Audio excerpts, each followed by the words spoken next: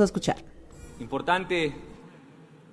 definitivamente tocar este tema luego de las queridas fiestas de nuestra capital y poder, como lo ha dicho usted, presidente, tomarnos el tiempo necesario para que el día de hoy esta asamblea logre el mejor consenso posible en beneficio de las familias ecuatorianas. Me parece que debo iniciar esta intervención felicitando el trabajo logrado por la Comisión de Régimen Económico, por sus integrantes, por todos los integrantes de la Comisión de Régimen Económico, quienes votaron a favor del informe y quienes votaron en contra del informe, porque en definitiva eso permitió construir un mejor documento que hoy nos tiene presente en este pleno, logrando lo que quizás en otro momento hubiera sido impensable, que después de un gran diálogo podamos tener realmente un pronunciamiento como primera función del Estado y lograr esa tan cacareada estabilidad económica. A esta ley se la denominó como la Ley de Simplicidad y Progresividad Tributaria. Sin embargo, en el fondo, lo que busca es precisamente redistribuir de manera equitativa y de manera solidaria las riquezas que tiene nuestro país. Yo creo que ese es el gran debate que debemos tener esta tarde, señores legisladores. El gran concepto de que quienes realmente están atravesando momentos duros, quienes están en situaciones mucho más vulnerables, quienes han sido desatendidos por mucho tiempo, tengan realmente el apoyo del Estado ecuatoriano y quienes tienen una condición privilegiada, por supuesto, a través del trabajo esforzado, de la constancia, puedan comprometerse un poco más a sacar adelante el Ecuador. Por lo tanto, el concepto de que quien tiene un poco más pueda aportar un poco más y que quien no tiene nada reciba esa mano amiga es el que está realmente en juego hoy, esta tarde, en este pleno. Por lo tanto, insisto, quienes nos opongamos a este concepto, este es el momento de hacerlo. Este es el momento de construir incluso un mejor documento, señor presidente y compañeros legisladores, porque, como bien lo decía una colega legisladora en la mesa, el informe de la Comisión de Régimen Económico lo que hace, en definitiva, es terminar asesorando a este pleno para tomar mejores decisiones, para realmente lograr la mejor reforma económica posible. Me parece que fue la asambleísta Villalba quien lo dijo en la mesa. Por lo tanto, hoy es el momento de hacerlo, señor presidente, y por eso les agradezco a todos ustedes por tener ese nivel de compromiso. Como lo dije ya, se trata, en definitiva, de buscar una redistribución de la riqueza y de que quienes menos tienen reciban esa mano amiga. En esta ley, en este informe, se han mantenido los temas positivos, los temas que alcanzaron ya un consenso en el primer informe. Como ustedes recordarán, la Asamblea en diferentes momentos reconoció y felicitó al Ejecutivo por haber acogido buena parte de los consensos previamente alcanzados por la Comisión de Régimen Económico en el proyecto económico urgente anterior. Eso, en definitiva, aceleró muchísimo el trabajo y nos permitió llegar en menor tiempo a este momento, al segundo debate. Y por lo tanto se han mantenido los temas eminentemente positivos que alcanzaron consenso de manera muy rápida. Por ejemplo, lo que tiene que ver con nuestros jóvenes estudiantes que hoy se encuentran con sus sueños truncados y que esta va a ser la herramienta que va a permitirles a ellos salir adelante, volverse sujetos de créditos, recuperar esos sueños que habían puesto en pausa y sacar adelante el Ecuador. Ese es un gran consenso de la mesa. A su vez, siguiente por favor, a su vez también se mantiene lo que tiene que ver con el copago de las provincias afectadas por el pasado terremoto. Mi querida provincia de Manabí, la hermana provincia de Esmeraldas, en donde aún existen damnificados, personas que perdieron su vivienda y que recibieron un bono de vivienda y se comprometieron a un pago mínimo para poder tener por fin esa casita donde vivir, ese hogar donde vivir. Sin embargo, la situación económica no ha mejorado como esperaríamos y hoy todavía tenemos muchísimos damnificados que han caído en una situación de iliquidez y que no han podido cumplir con sus obligaciones con ese copago y por lo tanto esta ley les alivia esa carga. A su vez, se incluyó también para este informe lo que tiene que ver con la remisión de costos e intereses y multas para tanto Ban Ecuador como la Corporación Financiera Nacional. Y aquí se hizo una importante distinción, puesto que no son los mismos tipos de créditos los del Ban Ecuador y los de la Corporación Financiera Nacional, propuesta del asambleísta Garzón, quien solicitó e intervino en la Comisión de Régimen para explicar precisamente la naturaleza de estos créditos y por qué era pertinente tener un monto superior para la Corporación Financiera Nacional. En el caso de Banecuador será de un monto máximo de $100.000 y en el caso de la Corporación Financiera Nacional será de un monto máximo de $400.000. A su vez, también se acogió una propuesta que nació desde los gobiernos autónomos descentralizados, que recibió el respaldo de muchos legisladores. Cuando ellos me visitaron y evidentemente entendimos que ellos estaban realizando también un sacrificio interno en sus ingresos para poder ayudar a sus territorios, a muchas empresas, microempresas, que no son sujetos de créditos, que no se han reactivado porque tienen deudas atrasadas con estos gobiernos autónomos descentralizados. No tuve la menor duda de respaldar esta propuesta, provino de los gobiernos autónomos descentralizados de la Asociación de Municipalidades Ecuatorianas. Se acercó el alcalde de Manta, respaldado también por el asambleísta Carlos Berman, así que fue un tema que en la mesa se debatió con frontalidad y se decidió acoger para que ellos, a través de ordenanza y luego de un informe técnico, puedan dar de baja estas deudas. Se incluyó también una propuesta importante planteada por el asambleísta Fernando Burbano, quien habla de las operaciones de crédito del Programa Nacional de Vivienda Rural. Estas operaciones financieras fueron concedidas por el Ministerio de Desarrollo Urbano y Vivienda, pero esta cartera fue vendida, en este caso, al Banco Ecuatoriano de la Vivienda en liquidación. Esto está como en el limbo y existen alrededor de 2.000 familias que en definitiva tienen estas cargas que aún no han podido solucionar, y gracias a este articulado planteado por el asambleísta Burbano, que no tiene un mayor impacto fiscal, se va a poder solucionar y que además les va a permitir tener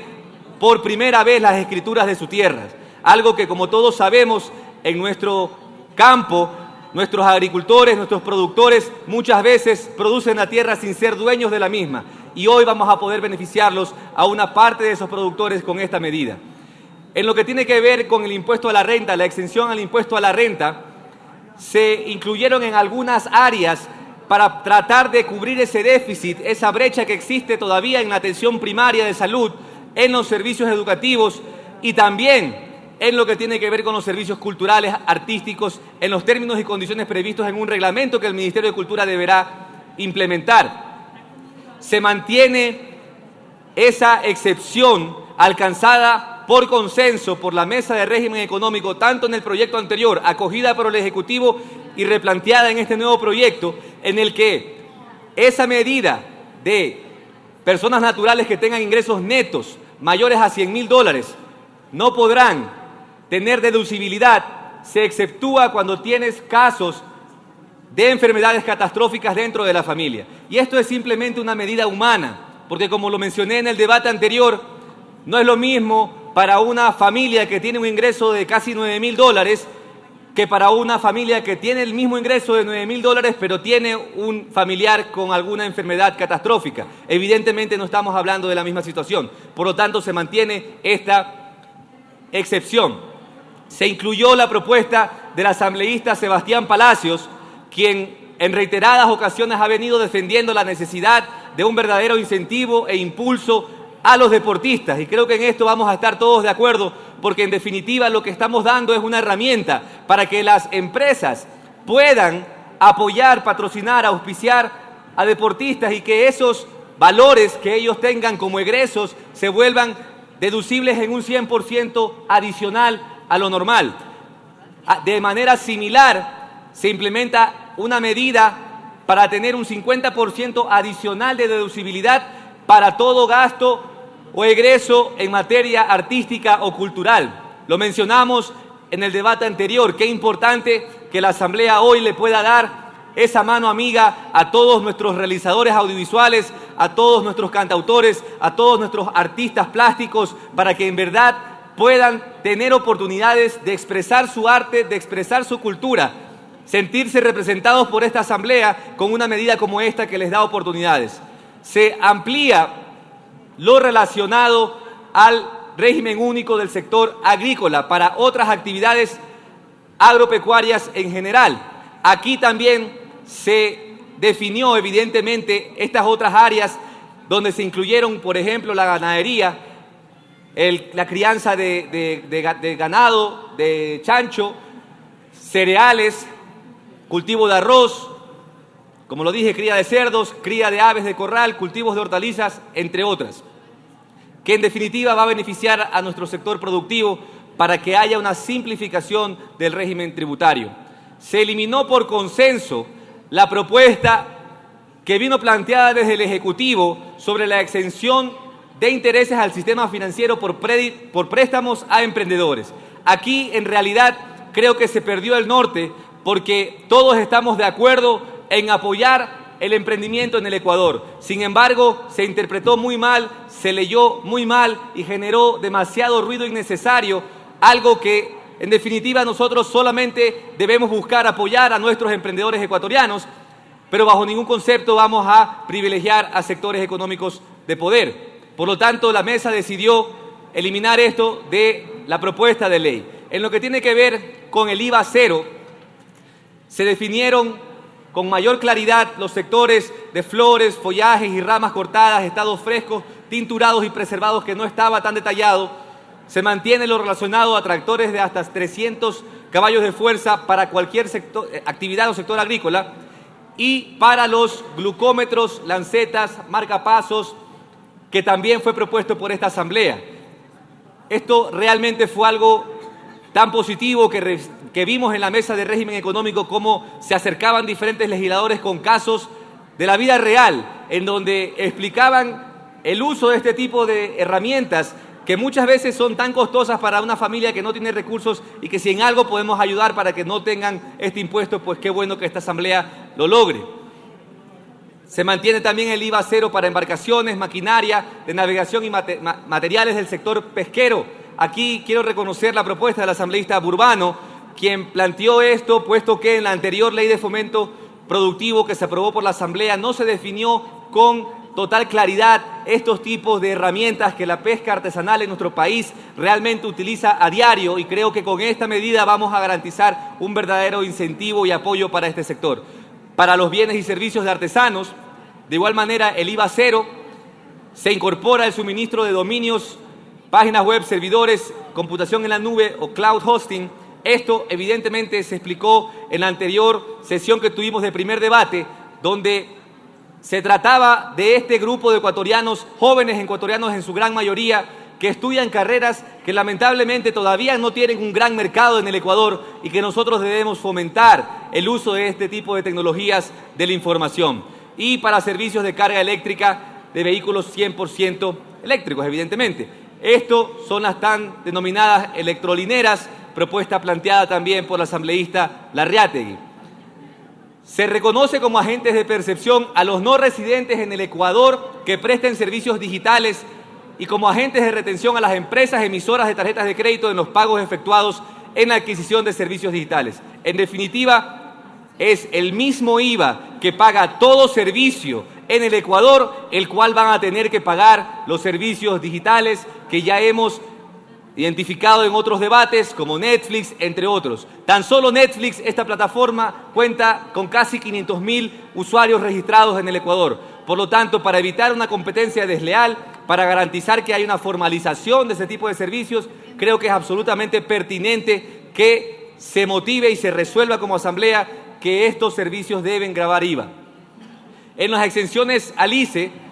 se incluyen los vehículos no ortopédicos destinados a personas con discapacidad, vehículos motorizados eléctricos como una medida de remediación ambiental, evidentemente, productos lácteos y sus derivados, y todos aquellos productos destinados a la exportación, bajo el concepto de que no se puede exportar tributos, evidentemente, focos incandescentes, insumos automotrices. De la misma manera, las furgonetas y camiones de hasta 3.5 toneladas, algo que creemos firmemente va a beneficiar al aparato productivo del Ecuador, y los vehículos de hasta $30.000 inscritos en el programa de gobierno de apoyo al transporte de sectores comunitarios y rurales. Creo que esta Asamblea tiene pleno conocimiento de la problemática que existe en nuestra ruralidad, donde todavía tenemos casos y casos de hermanos campesinos que en definitiva siguen siendo sujetos de detención porque su única modalidad de transportación todavía no está plenamente regularizada y plenamente avalada y autorizada. Por lo tanto, esta es la oportunidad de también beneficiar a este sector de una manera específica. Se reduce el ICE para vehículos que cumplan al menos 3 de los siguientes parámetros, propuesta del asambleísta Larreategui. Creo que es de suma importancia nosotros trabajar por una verdadera seguridad vial y creo que si nosotros garantizamos este patrón de consumo diferenciado en el que buscamos que los ecuatorianos compren carros seguros, compren realmente carros que además les van a salir más baratos, pero que van a saber ellos que son más seguros, porque cumplen con estas características. Bolsas de aire, focos en el día, entre otras. Ensayos de poste, esas típicas pruebas de choque en donde se choca un carro con un poste y vemos que se salva la persona, eso va a permitir que estos carros puedan tener esta exoneración del IVA, o sea, reducción del IVA, perdón. En lo que tiene que ver con las fundas plásticas, se mantiene la propuesta que se presentó en el informe anterior de 3, 5 y 7 centavos, que habla de la progresividad planteada por la mesa. Aquí lo que nos sugieren es, para mejor cálculo, lograr números pares para que se pueda implementar esta medida y que no sea 3, 5 y 7 de carácter técnico, sino 4, 6 y 8. Se implementa un régimen simplificado para nuestros microempresarios y obviamente, como ya lo dijimos, se mantiene la obligatoriedad de llevar contabilidad. Esto, en definitiva, fue luego de escuchar en reiteradas ocasiones a los diferentes gremios de contadores que se acercaron y que expresaron su preocupación y fueron escuchados en la mesa y su propuesta fue acogida. Sin embargo, estamos dejando de identificar el gran beneficio que le vamos a dar a nuestros emprendedores, que van a reducir sus gastos administrativos en sus inicios y que van a permitirse a sí mismos enfocarse en generar valor agregado para generar rentabilidad en el menor tiempo posible. Cuando superen una de estas dos condiciones, o más de 5 años, o más de $300.000 de ingresos, entonces podrán pasar a otro régimen. Pero este régimen simplificado les va a beneficiar a todos esos pequeños microemprendedores que van a poder arrancar con sus sueños y tener más posibilidades de éxito. Los contribuyentes, evidentemente, como ya lo conocen ustedes, tendrán esta tasa plana del 2%. Además, también se eliminan como agente de retención 100.000 contribuyentes, algo que también está costando de manera desproporcionada gastos operacionales innecesarios para nuestras empresas. Y se modifica de cierta manera la periodicidad de las declaraciones. Cuando tenían normalmente que presentar sus declaraciones de manera mensual, ahora lo van a hacer en forma semestral. Esta medida planteada en el proyecto le da la posibilidad al Ejecutivo de reducir en caso excepcional hasta un 50% el impuesto único para el sector agrícola previo la solicitud fundamentada de la entidad rectora, en este caso el Ministerio de Agricultura. Esto lo único que permite es que el gobierno tenga una mayor rapidez de respuesta o una respuesta oportuna ante una crisis que puede darse, como se ha dado en otras ocasiones, en el sector agrícola, de manera tal que sin necesidad de pasar por la Asamblea Nacional se pueda reducir de hasta un 50% este régimen, este tributo único. En lo que tiene que ver con equidad tributaria, la exoneración de pagos realizados al exterior, entidades que otorgan financiamiento en un plazo de 180 días calendario, evitando evidentemente lo tan denominado como capitales golondrinas, propuesta también de algunos legisladores de la mesa que buscan garantizar que esos recursos se mantienen en el Ecuador. Siguiente, por favor. Implementa también dentro del Código de la Producción para los exportadores que podrán optar por un procedimiento simplificado de devolución de tributos al comercio exterior con excepción al valor agregado, al impuesto al valor agregado. Y se implementan propuestas interesantes, como la planteada por el asambleísta Juan Carlos Yar, que trata de estos típicos casos en los que tenemos, por ejemplo, algún familiar o algún conocido que hace 10 años vendió un vehículo y no se dio el traspaso de la propiedad de manera correcta, y luego de 10 años, cuando quiere matricular un nuevo vehículo, en definitiva no puede hacerlo porque tiene impuestos que pagar por algo que no está bajo su propiedad durante los últimos 10 años. Entonces, no estarán sujetos al pago del impuesto de vehículos los que se encuentren incautados, porque, por ejemplo, si hay mañana algún tipo de accidente y ese carro queda incautado por la policía y no se saca, el dueño, después de un tiempo, ya no es dueño de ese carro y evidentemente tiene todavía un valor que pagar y no se resuelven estos casos. Y son una buena cantidad de ecuatorianos los que se han acercado a la mesa y a través del asambleísta Juan Carlos Yar presentaron esta alternativa. Vehículos viejos, vehículos que ya salieron del registro único vehicular, que ya no constan en el registro único porque ya son muy obsoletos, siguen generando impuestos y muchas veces nuestros abuelitos se encuentran con este tipo de casos en los que tienen valores que pagar cuando ya no tienen ese vehículo operativo hace muchísimos años. Se implementaron o se recuperaron nuevos derechos para los sujetos pasivos, los derechos de los contribuyentes, propuesta también del asambleísta Larriategui, con la excepción de lo que tiene que ver con la privacidad de la información, porque eso evidentemente no tuvo consenso en la mesa, pero formular consultas y obtener respuesta oportuna debe ser un derecho de los contribuyentes a acceder a la información, debe ser un derecho a obtener las devoluciones de los impuestos, debe ser un derecho ser tratado con imparcialidad, respeto y sin discriminación y debe ser un derecho el ser reconocido todos estos beneficios. En el artículo sobre el cobro de impuestos de patentes municipales, metropolitanas, algo que hemos conocido como mesa, ha estado recibiendo un abuso por parte de diferentes gobiernos autónomos en diferentes lugares del país, cuando en realidad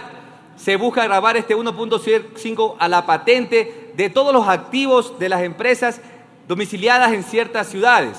Aquí recibimos por parte del grupo de legisladores amazónicos representados por el asambleísta Solórzano en la mesa de régimen económico la necesidad de conservar y garantizar los derechos previamente adquiridos por la Amazonía en la ley amazónica. Por eso se exceptúa lo que significa el territorio amazónico para la implementación de esta patente y no exista un abuso de esta medida. De manera general, se acordó el consenso de eliminar lo relacionado al devengamiento en materia de telecomunicaciones. Y aquí me quiero detener un solo momento para decir, independientemente de que esta sea una medida que no alcanzó el consenso necesario, porque tenía muchas cosas sin claridad, estaba demasiado turbio la discusión, porque en realidad, ¿cómo podíamos nosotros garantizar el control de estos recursos que son eminentemente públicos y que no pueden ser, por lo tanto, operados por privados? Yo creo que nadie en este pleno va a estar en contra del concepto madre, de la premisa madre, que es que debemos buscar un Ecuador conectado y con alta conectividad, principalmente en nuestros sectores rurales. Por lo tanto, yo hago una invitación a que en este espacio, en este pleno, si legisladores ustedes tienen alternativas para alcanzar ese objetivo, es el momento de hacerlo, porque el concepto madre, como lo he dicho, como tal, no tuvo rechazo. Sin embargo, como estaba planteado, no alcanzó el consenso porque en definitiva no podemos nosotros prestarnos a que no haya control, a que no haya una claridad en la fiscalización de esos recursos y por lo tanto se decidió eliminar por completo lo relacionado a la devengación. Sin embargo, en materia de telecomunicaciones se mantiene lo relacionado a la valoración del espectro radioeléctrico a través de instancias internacionales como es la ITU. Esto le va a permitir al Ecuador tener claridad total sobre el valor real de este activo que tiene el país para poder tener mejores negociaciones con las operadoras móviles. Por lo tanto, se mantiene lo relacionado a la valoración del espectro radioeléctrico por la ITU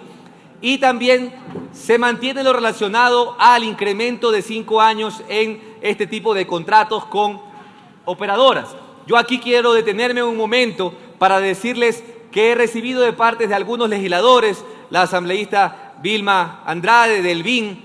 quien se acercó y obviamente con una preocupación válida de que cuidados vamos a estar nosotros dándole 5 años gratis a las operadoras con la aprobación de un texto de esta naturaleza. Y quiero en esto ser enfático, no lo estamos haciendo ni lo vamos a permitir. Más bien plantearía la necesidad de que diferentes legisladores, asambleísta Andrade, si usted pudiera presentar alguna alternativa a la redacción para garantizar que esto le permite al Ecuador utilizar este mecanismo de negociación anticipada que incluya los 20 años, que pueda el Ecuador tener primero la valoración por parte de la entidad pertinente y luego una mesa de negociación transparente, válida, en beneficio del Ecuador y de las familias ecuatorianas, por supuesto por 20 años, pero que cuente a partir de ese momento y que obviamente no estemos beneficiando a nadie de manera indebida. Así que le agradezco al asambleísta Vilma Andrade de la bancada del BIN. En lo relacionado al refinanciamiento de la deuda pública externa o renegociación de la deuda pública interna, en condiciones, decía el proyecto, en condiciones beneficiosas para el país, pero debo reconocer el criterio, el tecnicismo y la prolijidad del asambleísta Melo, quien insistió hasta el final en que le incluyéramos la palabra más, porque evidentemente si vas a renegociar algo, no vas a renegociarlo bajo los mismos términos o simplemente para que sean beneficiosas, sino más beneficiosas para el país. En lo que tiene que ver con el uso de esta importante herramienta, que creo que al país le va a venir muy bien y creo que vamos a poder llegar a ese gran consenso en este pleno. Las deudas con retraso que tengan, en este caso el Estado ecuatoriano, con proveedores o con los gobiernos autónomos descentralizados o universidades, el Estado pueda saldarlas a través de emisión de, en este caso, bonos del Estado. Esto no significa bajo ningún concepto, estimados legisladores, significa incrementar la deuda. Esto simplemente es la deuda registrada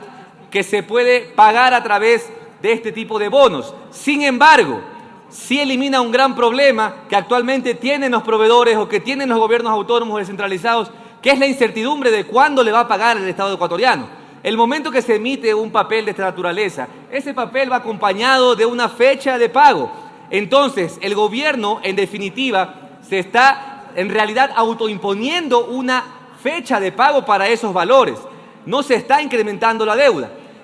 Y al final, cuando se entendió este concepto y se respaldó la medida, porque le va a permitir al Ecuador garantizar un mejor flujo, una mayor liquidez para cumplir con sus obligaciones, para atender los sectores prioritarios como educación, salud, entre otros, en realidad el debate se concentró en que no se puede dejar abierto y sin límite. Entonces tuvimos algunas propuestas de diferentes legisladores en torno a cómo limitar el uso de esta herramienta. La asambleísta Larreategui, entre otros,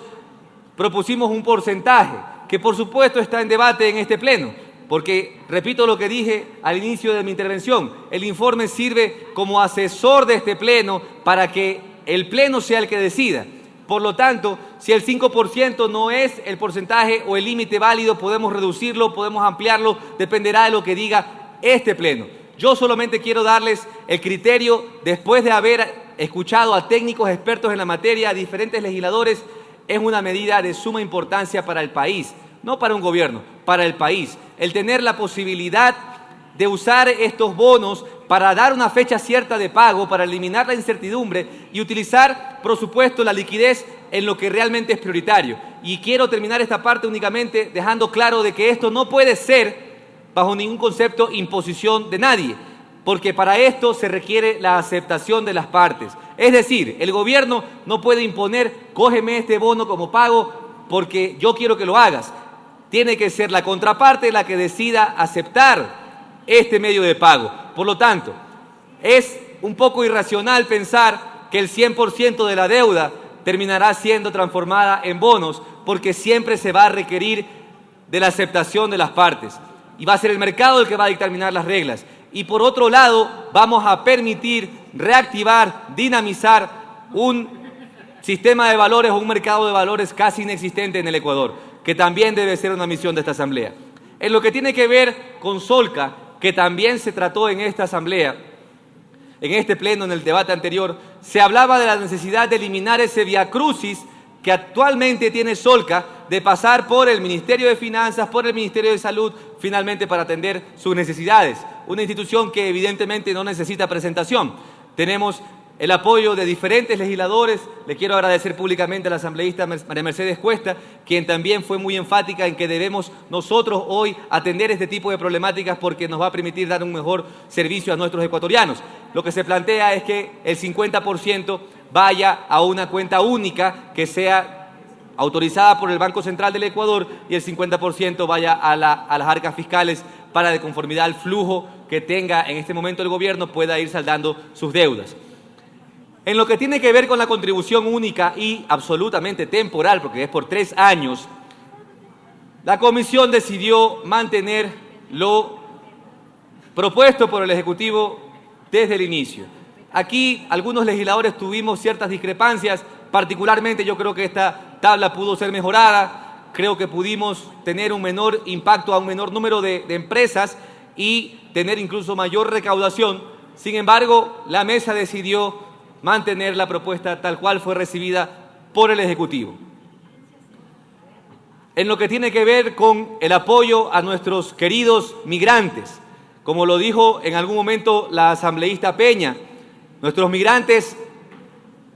realmente tuvieron un rol protagónico en el levantamiento de nuestro país después de la crisis. Más allá de la cantidad de dinero que ellos hayan podido enviar aquí al Ecuador, creo que aún tenemos como Asamblea una deuda con nuestros migrantes. Por lo tanto, se decidió incluir este beneficio para que, si actualmente tienen un máximo de 12 paquetes por año, se pueda dar en realidad un máximo de 24. Y yo aquí quiero decir que esto fue una propuesta de la mesa. Sin embargo, este pleno está para mejorar lo que está escrito en el informe. Y en esa línea quiero decirles que pensando precisamente en nuestros migrantes, acogiendo precisamente las propuestas de la asambleísta Peña, de la asambleísta Zuquilanda, en realidad deberíamos dejar esto abierto para que sea la SENAE la que pueda reglamentar de manera técnica el uso y el precautelar, el no abuso de este tipo de herramientas. Pero no deberíamos nosotros como Asamblea tener un tope para algo que creo que se lo han ganado de sobra a nuestros queridos migrantes. Por lo tanto, esa es una postura que dejo planteada en esta mesa para tener el apoyo también del Pleno. Se incluye una norma que establece la necesidad de acompañamiento de la Contraloría General del Estado a los procesos de monetización. Esta fue una propuesta debatida y analizada, planteada en su momento por el asambleísta Cronfle, lo hizo por escrito, porque se busca de alguna manera también dar seguimiento a los procesos de desmonetización para que no se estanquen. Una de las razones por las que el Ecuador aún no ha podido aterrizar todos esos recursos necesarios, importantes para el Ecuador, es porque hay muchos funcionarios que no se sienten cómodos o no están seguros de su accionar y por lo tanto un acompañamiento que tenga informes parciales y que vaya dándose de manera técnica y absolutamente legal por parte de la Contraloría General del Estado, creo que nos viene bien como país. Finalmente, si esto no tiene en realidad consenso en el Pleno, pues evidentemente estamos abiertos a retirar lo que sea necesario de este proyecto para garantizar que la Asamblea se pronuncie.